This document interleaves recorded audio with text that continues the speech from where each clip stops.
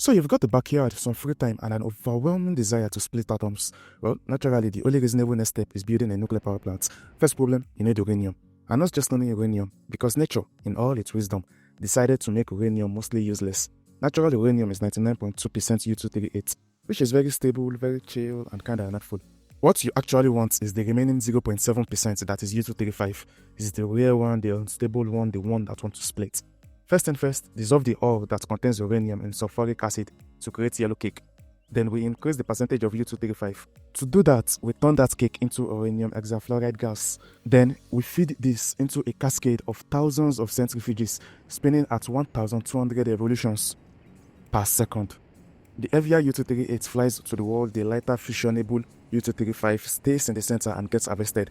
Repeat this over and over and over until your gas is about 5% U-235. Then compress the gas into uranium dioxide powder, then into pellets, then seal the pellets inside zircaloy tubes.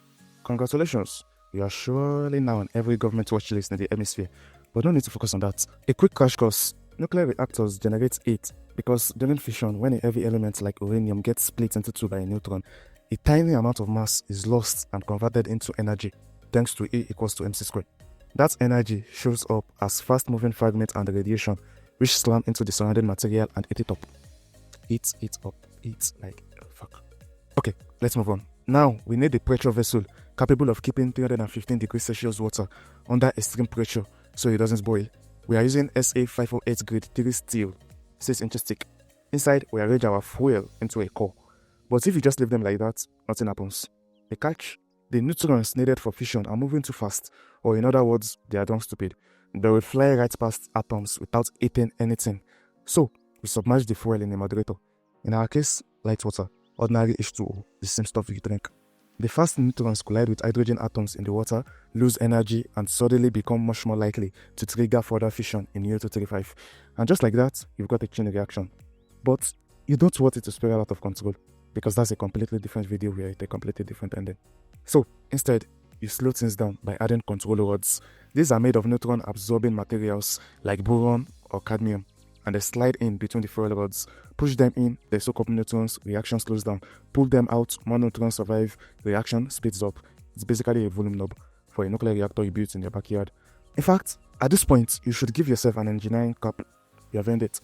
But here's the thing, you didn't build a power plant yet. You built it, a ridiculous amount of it. The fission inside the fuel ate up the water in the reactor core to extremely high temperatures, hundreds of degrees Celsius, while the pressure vessel keeps it under insane pressure so it doesn't boil off. To generate electricity, we are going to run this superheated pressurized water through a heat exchanger, also known as a steam generator. On the other side of those tubes is a second loop of water at lower pressure. Heat transfers across the metal and that water flashes into steam. Clean steam, non-radioactive, the kind you can actually send to machinery without consequences. Now, you've got high pressure steam rushing out like it has somewhere to be. So, you give it somewhere to be. That steam rushes through pipes, spins a turbine, and that turbine spins a generator. And suddenly, all that atomic drama turns into something beautifully boring. Electric current, which then travels through wires into your house and charges your phone. After blasting through the turbine, that steam needs to cool down. And conveniently, your backyard swimming pool is about to get promoted to industrial cooling system. Run the exhausted steam through pipes submerged in the pool. It is dumped into the pool and that steam becomes liquid again. Perfect for you to return it to the steam generator, which means the swimming pool is now technically part of a nuclear power cycle. And just like that, you, dear stranger with a death wish, you are now an energy superpower. Declare independence, like this video, hit the subscribe button, and stay positive out there.